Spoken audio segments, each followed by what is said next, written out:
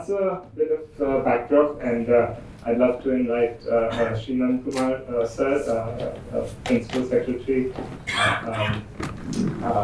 who at least I know you sir from your education days, but you have a new position. Mr. Daljit, who is the founder, trustee of Gyanprakash Foundation.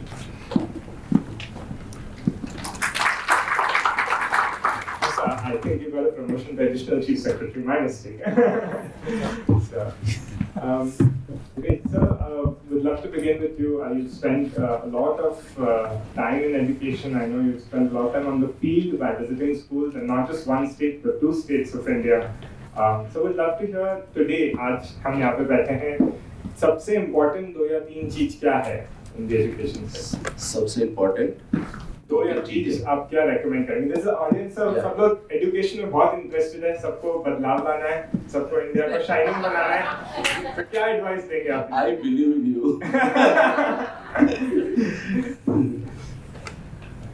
मुझको भी बदलाव लाना है, तो there are a lot of young people here. Good afternoon, everyone. I have grown little older, but then I'm still working in that field, though I'm a government servant, and as per the government rule, they cannot keep me more than 3 years in education field, something like that. These rules are applied to some, not to all. But then that rule they can apply, that rule I may not apply, so I'm still working in the field of education. 3 things Pranav said. Actually we discussed what would you like to talk, and then that's how the question was out to me, so this is not mass kind of assessment. We've been talking about every child learning. US says no child left behind. I think that is little lesser than what is expected in the changing environment now. So children should learn. Every child should learn, that is first thing. Every child should learn at much faster pace, that is second thing. Why faster pace?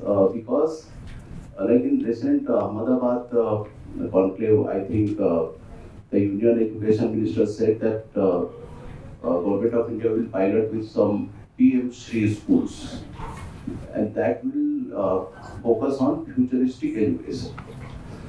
So, can we actually teach future? So certainly not. But what we can teach is that you have to keep learning whatever comes by.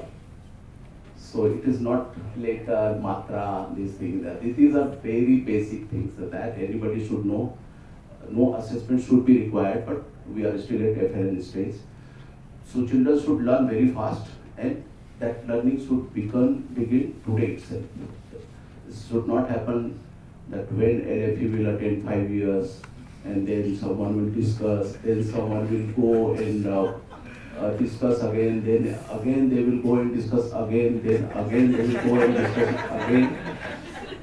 And someday it will be written in some piece of paper after 25 years when we will have NDP 2.0. Then some will decide to execute it, and then we will only learn. No. These children don't have that kind of time. It should begin today. So I am talking about 3 things. I am talking about outcome, I am talking about speed, and I am talking about urgency. All 3 things are required. Thank you, thank sir. You, brother. Yes, thank you for the emphasis on. Yeah, clap.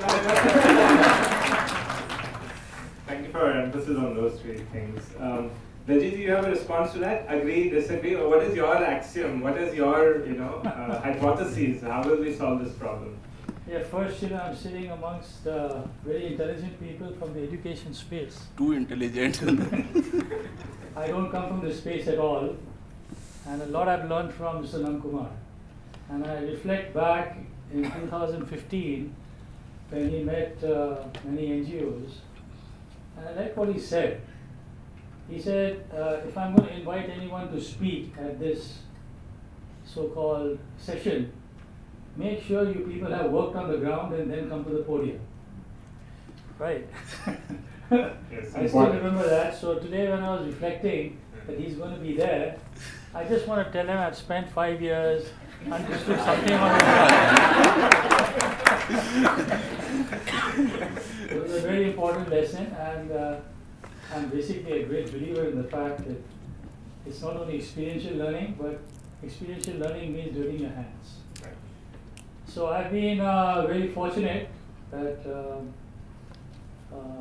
I've had the opportunity to understand during his tenure and even after that what really makes things tick. Now, when you start looking at education, like you look at anything, there are some fundamental beliefs or axioms, you develop. And maybe they're right or wrong, but there are 3 axioms I swear by in this education space.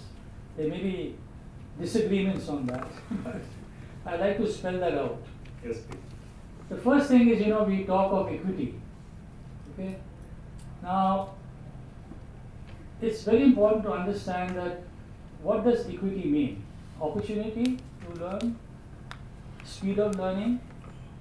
But I feel that as a society, we must make a statement when we say equity, that every child can achieve mastery at their pace. He is adding the word speed. But every child can achieve mastery is one axiom I believe in, okay, and it's doable. The second axiom is that, which is very common and understood and talked about, that basically a village fundamentally raises a child. It's not only a teacher, there's a village that goes behind it. And third thing is, in this process, when you look at assessment, assessments fundamentally drive behaviors and processes. Okay? These are 3 things I feel are extremely critical as we go forward, or the way I look at it in transformation in education is taken. Thank you. So every child learning faster. तो ये होगा कैसे? क्योंकि ये इच्छा तो हमारे पास 25-50 साल से था कि हर बच्चा को सीखना चाहिए, जल्दी सीखना चाहिए. But has something changed? I mean, in the last 2-5 years, are you standing today saying this with greater confidence? Do you think technology can play a role, because we've seen an evolution of that through COVID? I mean, what is giving you more hope today than 5 years ago? I don't think we have discussed this issue, but this is very good question. Everybody is aware that last 2 years we had COVID. That is the best thing to have happened for education. It's bad that a lot of people died, and it is also bad that we were not able to move around, but that is the best thing which has happened for education space. But before that, a lot of did I say bad thing? No, it is good thing. Best thing that could have happened is COVID. Not COVID, lockdown. Lockdown was the best thing. Before that, in 2015, when I joined as education secretary in Maharashtra, only 40% of the teachers were using WhatsApp. And next 6 months, I spent only on promoting WhatsApp as education secretary. So that was year 2015. Now, if a teacher doesn't use WhatsApp, maybe he will be dismissed out of service. So technology is so much ingrained in our behavior. So now Zoom is little smarter than Google Meet, but then Microsoft Teams is smarter than Zoom, which I also can't understand much. Why they call it team? Because when most of the team members don't understand the team. But if people are not comfortable with Zoom, they are laggard. They are not in the current world. So a lot social media went on improving, connectivity went on improving, reach went on improving. I can give you an anecdote from Bastar in Chhattisgarh. I have got one acquaintance there, and they came and stayed in our house for 10-15 days because of some health issue. And her brother sells mobile phone in Kondagaon. This is one small district headquarters now. And when lockdown happened, he said that उसने बोरा भर भर के पैसा कमाया. Even the mobile handset which he was throwing, he was thinking that it may be thrown out because nobody will buy them. All of them also got sold. This is in jungle tribal area. So penetration is increasing day and night. So anybody who thinks that only 40% of the people own mobile or 60%, it will very soon become close to 80, 90. So don't worry about that. So these two things have happened, and because of that, during lockdown, I really did not have anything to do. I was not having even salary. So that I had to wait for 4 months. During that lockdown, I was not getting salary also. I was transferred out and not even next posting. So during that time, children of Chhattisgarh, not all children, some children of Chhattisgarh finished their syllabus of next year. First lockdown I am talking about, 25th March is started. By end of June or July, they had finished their next year syllabus. And in next 10 weeks, teachers from Maharashtra had taught them how to speak in English. So Maharashtra teacher teaching Chhattisgarh children spoken English. These Maharashtra teachers have not taught their own children, own school children spoken English.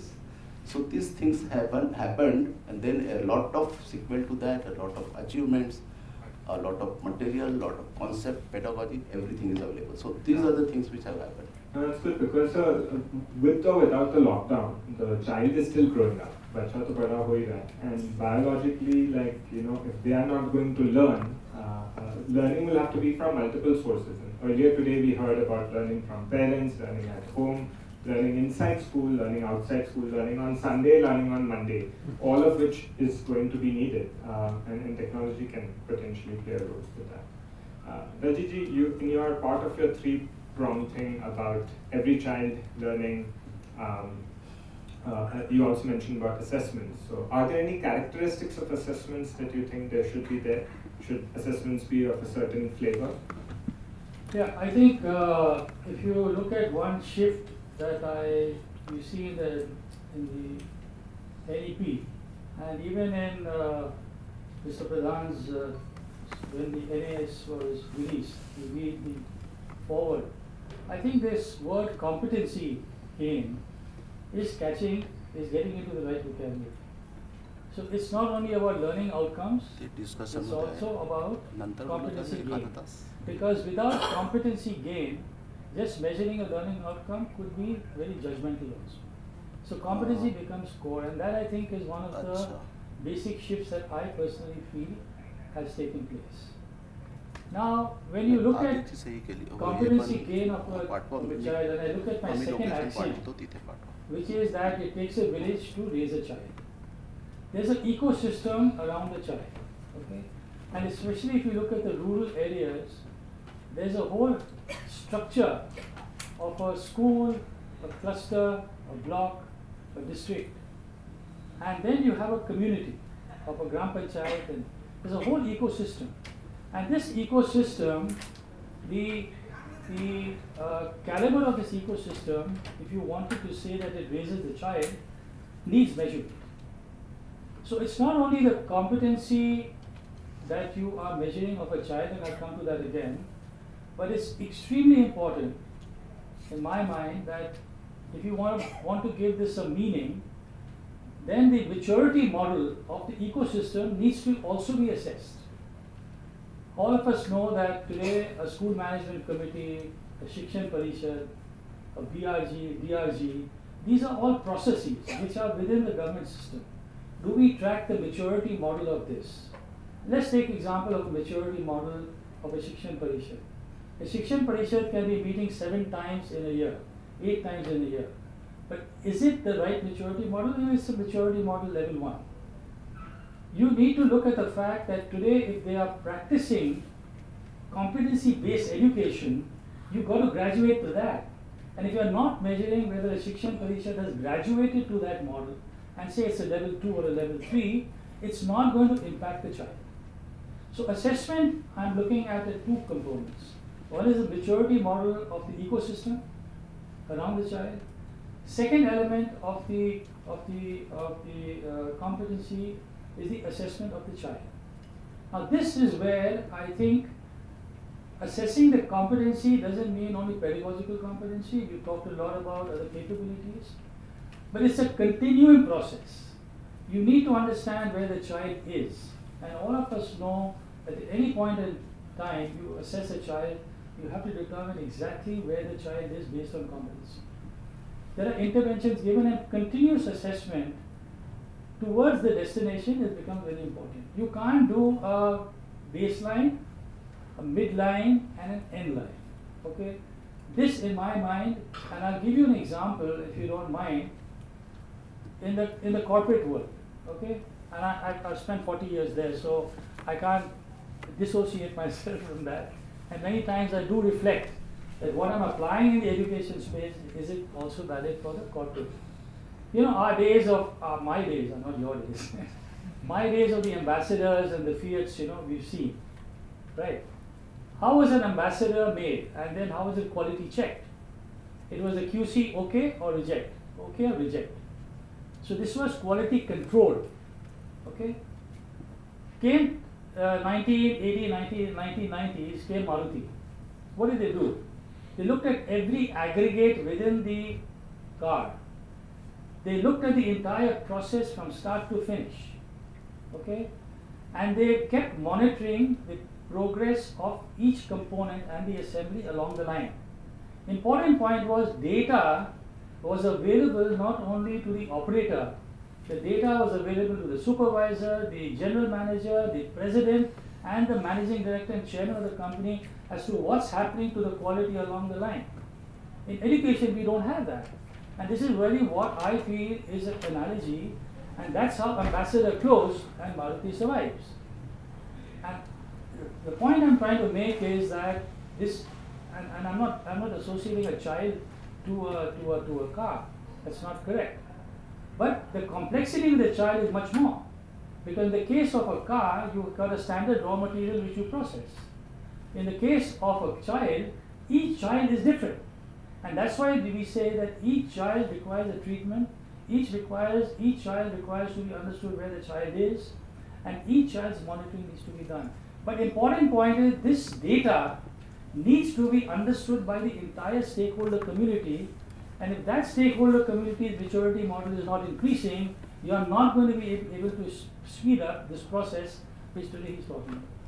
Yeah, even I believe that each child is important, each child's learning is important. But is there enough capacity in the system? Even the best teacher in the world, who is very well educated, very well trained, as motivated to come to the school, go into the classroom, deliver pedagogy, is facing a classroom of 40 students who are ranging from students who don't understand how to decode a certain letter to students who are very bright. And how are you expecting human teachers to sort of do this day in and day out for 40,000 schools in Maharashtra, 1.5 million schools in India? With this permission, maybe may I take? Yeah, then I will also. Yeah. See, you asked a very important question, and this is when I started Gyanprakash, the same question I had. How do you get teachers motivated? Okay. And when I remember meeting Mr. Nandkumar in Vele, that was my first meeting. He came there, and before that, about a year and a half, my team we were experimenting with this platform called the Shikshan Parishad. Okay, where today a clustered head gets about 40 teachers every month, which I refer to as 7 meetings in a month. And later on, when my team told me that, Daljit, come along and see what really is the power of this Shikshan Parishad. And interestingly, the Kendra Pramukh who was running it had said that earlier the Shikshan Parishad used to spend 90% of the time in terms of admin issues, health issues, payment issues. The transformation, this KP said, has happened because of the intervention that we brought in and so on and so forth. Won't go into all that. Was that 80% of the time, teachers were actually, what LFE is doing also, is fundamentally discussing the set of issues, okay, that they face in classroom processes. Your peer level learning. Now that platform is a part of the government system.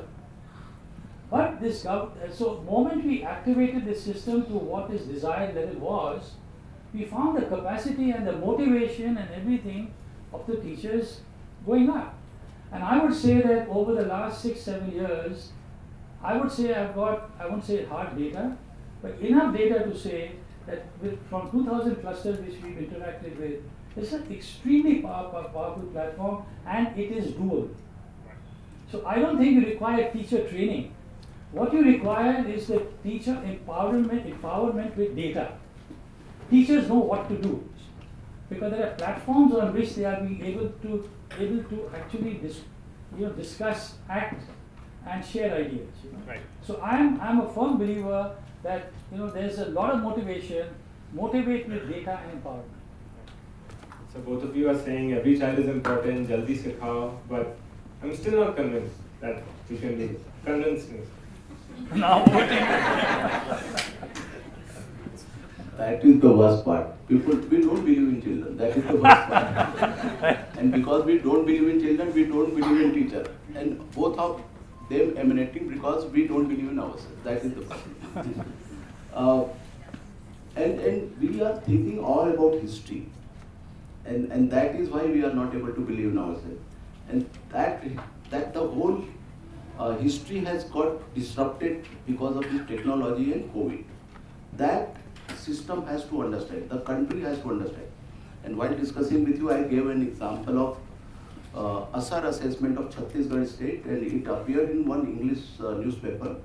There was a table, last 4 years learning levels were given, and title was, there is huge learning loss because of COVID. So somehow I could not believe it because just before this I shared with you that learning speed had increased of the children. How can there be learning loss? So I was discussing with a young IS officer, and she was also totally believing that learning loss has happened.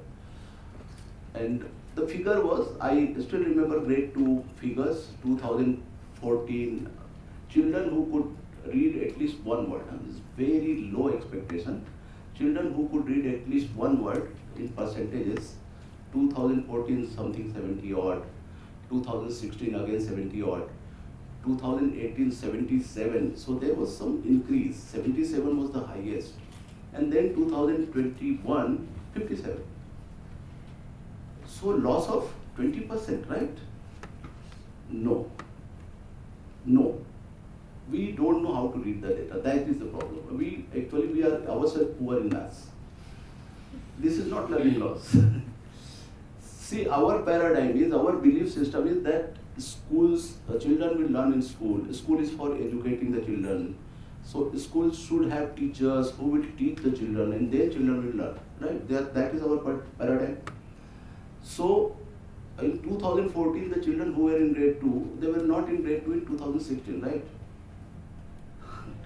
So this is, every time it is separate cohort.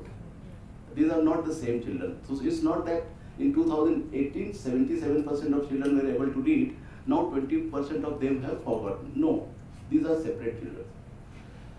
Second thing is, if children learn in school and teachers teach and then children learn, then the children in grade 2 in 2018 had got X amount of schooling, 2 years of schooling, right? Or 1.5 years of schooling. What did the children in 2021 get in terms of schooling? So I tried to assess with the teachers, they said 1/4 of the schooling. So with 100% of schooling, 77% children learn, and with 25% of schooling, 57% children learn. So if we do simple arithmetic of grade 5, then with these children with 100% of schooling will learn 228%, right? So is there learning loss or learning gain? Let's ask that question. Raise your hand if you think that over the last 2 years we had a learning loss. Raise your hand. Okay, that's 4 out of 100. Okay, some people. Okay, raise your hand if you believe that there was learning loss over the last 2 years. Okay, that's 72 out of 100. And raise your hand if you think there was no learning loss over the last 2 years. The balanced need listening comprehension test. Right? And why? You have to raise your hand in one or the other, right? There was a learning loss, raise your hand. Okay, there was no learning loss, raise your hand. Okay, for some reason only 70% decide to vote. I guess that's national statistic. Okay, but more questions have come We need to understand the public demands a question. how we can use this learning gain. Whether you believe it or not, if without school and without teacher, 57% children could read a word, then there is learning gain. Or you have to change the paradigm that children learn only in school or only by teachers. That you have to change. Correct. So I think that point well taken. So that learning can come from more than one source, not just the school. Okay, raise your hand. Another poll question. Raise your hand if you, when at any point in your life you had a fear when you were taking an assessment. You were scared. Raise your hand if you were scared of taking a test. Okay, sir, 100% of the audience was scared. So how do we make assessments, data, how do we actually reduce the fear of taking assessments? How do we reduce the punitive action around, getting low results? You are asking Daljit or me? No. Okay, very good. Depends who's less scared between He already answered the question. So we did assessment, whatever claims I am making now, that children learn like this, the speed was that. And then in the morning, Minal had come, right? Minal Karanwal. She's still there. You cannot look so short, right? You are very tall. So I was just looking at little 2 feet higher and I was not. So, see, we trained the teachers just 3 days face to face. There is a lot of Zoom discussion, WhatsApp groups are there where selfie with success is shared. Those things keep happening every day. And then teachers were very happy. They were saying that children are learning very fast. They had never expected, they had never seen in their life happening at such a jet set speed. And then we decided that, and she had, it's very methodical because you won't believe whatever I am saying, but you will believe with her methodology, like baseline, midline, end line. So she wanted to draw all the lines. And and that line has to be drawn by someone who is not teaching, right? Who is not a teacher. So that is how we put in fear element. Now teacher has to become overconscious. Somebody will come and make assessment of his or her classroom. So we thought that we should believe in teacher, but there can always be some labat bolnara, hai na? So, but still we tried to discuss with the teacher the same question. Who are all who have claimed that a lot of learning has happened and they are not afraid of some outsider coming and assessing. And some teacher got ready, then we discussed with them, what is the problem if some outsider comes and this. So we had that kind of discussion and then finally that external assessment happened. So that discussion should happen. In NAS it happens that papers are given 15 days before children start preparing, and one of the states, even after that preparation, they had very poor show. So they said that it's all BJP versus Congress. Noted, sir. I think I agree with you that the stakes of assessment can be lowered if there is good top-down communication on the purpose of it. I heard one very good phrase that it's important that we get the right data from the assessment. It's not important that we necessarily show that we have a high performance, right? Because only if you have the correct data can that be a starting point. And I think both communication top-down and also involving the system actors more by saying that, when was the last time people got punished when they had malaria or they had fever, right? On the contrary, we go out and give more support and more medicine to people who need it the most. So similarly in education, even if someone scores low, it's not that there was something bad that happened, it's just the starting point of how we move forward from there. So I have one question especially for you, since you talked about assessment data. So the question from the audience is, how do we make assessment data useful to a teacher, not just to people like us? By the way, a quick poll again. How many of you have read an assessment report? Raise your hand. Okay, so you've read assessment reports, ASER, NAS, EI, any of those? Okay, so how do we make this assessment data useful to every teacher and not just the people above the teacher? So when you're looking at an assessment report, question is, what is that data staring at the face of a teacher? If you look at this fact that you're going down the competency model, and I'm just going with some data that I have, that if you take maths 1 to 5 in the NCERT curriculum, which has about 70 learning outcomes, you actually translate that to about 120 competencies, and maybe subsequently below that 328 more micro competencies, which you need to master. Now, if a teacher is made aware of these 120 competencies, which today children must master in a period of 5 years, okay, and you're giving the baseline, and you're making a teacher understand this first. Now you're giving the data of where the child is, and we've got innumerable examples that the moment they see the data, the punitive piece of it goes behind. In fact, they themselves get challenged that what do they need to do to take it forward. The moment they do that, the question of translating that as a fear to the child vanishes, because there's a productive purpose behind the data.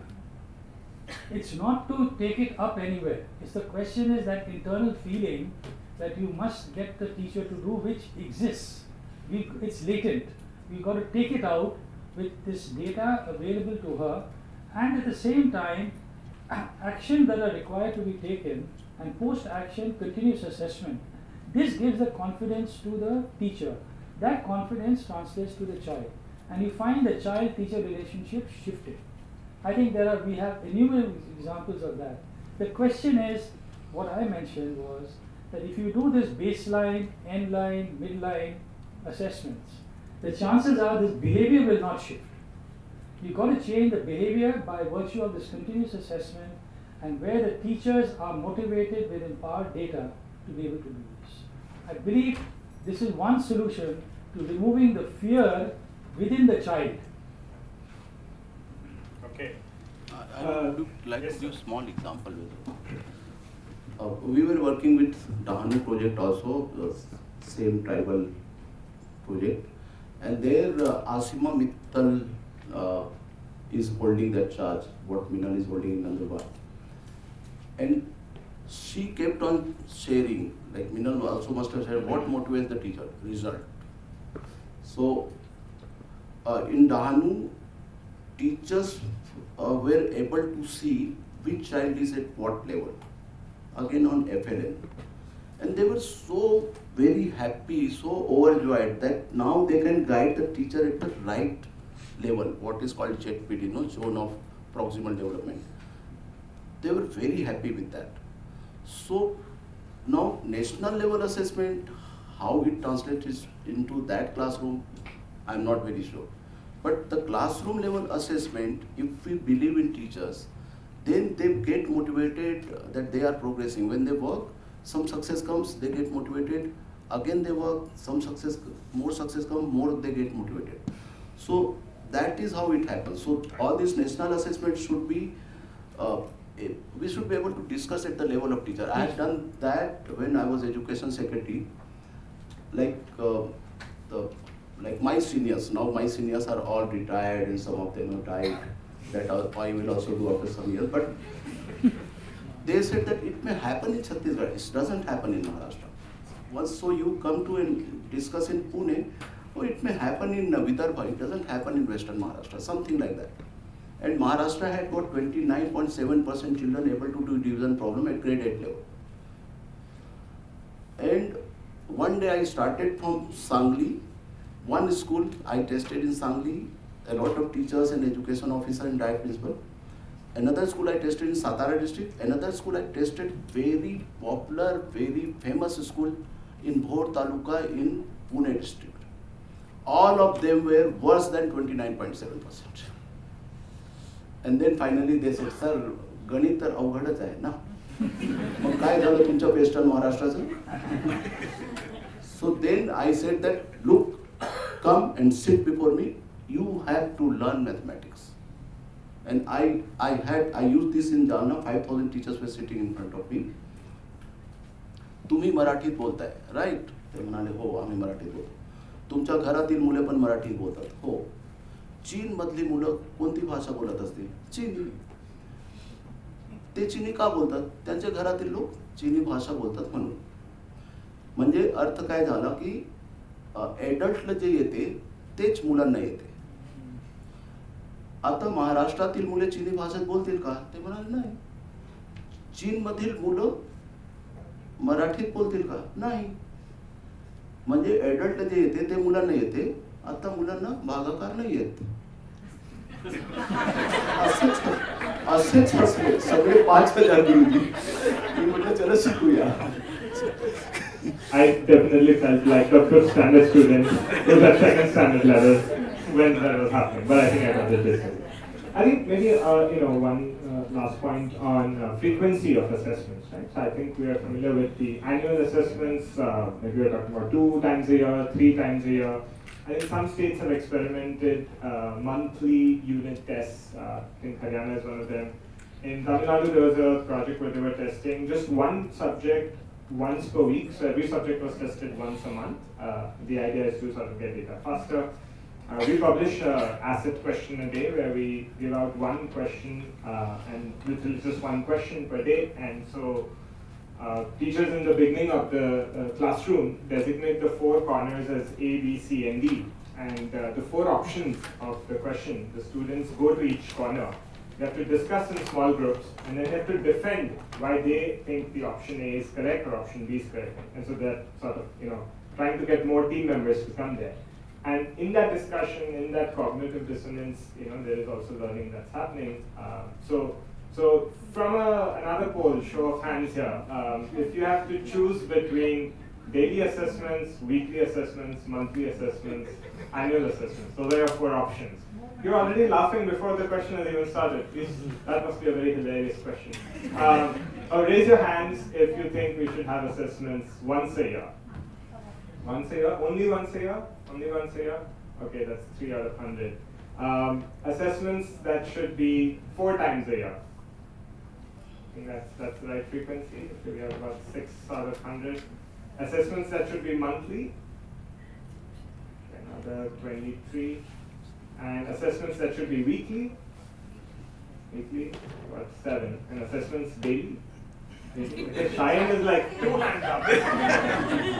Okay, thank you. So the jury is still out. I guess we have a very broad spectrum. Yes, ma'am. See, as regarding this poll that we put up once a week, once a month, there are 2 dimensions of assessment I look at it. One assessment is in the hands of the teacher. The other thing is the assessment in the hands of the structure. Okay? I think the concern should be about the assessment in the hands of the teacher, which is the discretion and the empowerment of the teacher, depending on how the classroom is progressing, which cohort is moving forward. This is what I call empowerment. There I don't think you can mandate that it should be every day. It should be every week, every so. Let the teacher decide based on data. As regarding the systemic assessments, whether you should do it en masse once in 6 months, let the jury is up. All right, the last question from the audience. And I fully agree with you. Good. 1 point we have agreement today. So nobody else decides. 6 month, year, 6 month, days, weeks, these are all sun and planetary movement, no? Nothing to do with human thing. So human being will take a call, not the sun and earth. Alright, so I think very related point this question from the audience, which is how do you systematically assess but not give it in the form of an exam or a test? Good question. Shout out from Shaheen, so good. Raise your hand if you ask this question. Alright, we have our not so young officer from Nandkumar who asked that question. So, yeah. See, Like we ask the teachers, would you like to get assessed? That tells a lot. If they want to get assessed, then whatever they were claiming is correct, right? So you, without assessing, you can believe in them that whatever assessment report they have submitted is right. So the teachers who are not yet accepting your assessment, if you ask them and they say, I don't want to get assessed, that means whatever they have reported is over-reported. Now, there we can have discussion with the teacher, what is it which makes you over-report? That discussion should happen. Correct, sir. But the question is, okay, for students, how can we systematically assess a classroom of students or a school, but not do it in the form of a exam or a test? And Meenal, I'm assuming you're asking not in the form of a written exam or a test. That's your question, or any form of it. The spirit of the assessment should not be like I'm testing you to assess your level in that sense. Yeah, so what one gets at, and I'm again drawing the analogy, my earlier analogy I gave, that today when you're looking at an assessment, the child has been taught a concept, or a group of children have been taught a concept. Now what you're doing is, this group is basically asked a few questions, okay? It's not a classroom test, it's not a setting of an exam. So when you do it in this particular way, and then the child has not got it, or he has not been able to clear that percentage or whatever, not got it, and the teacher makes an effort to fundamentally take a different concept to make sure he understands the concept, or different approach to make sure he understands it, this whole atmosphere of an exam moves away. And a child is actually, and the teacher is making an effort to ensure that every competency gain is taking place, without which mastery is not possible. So I think it's left in the hands of the teacher a lot on creating the atmosphere and the processes of a classroom based on when you look at continuous assessment. I mean, my last word on this, I know Tish Pandya has a lot of experience in assessing students on multiple domains, which we heard earlier.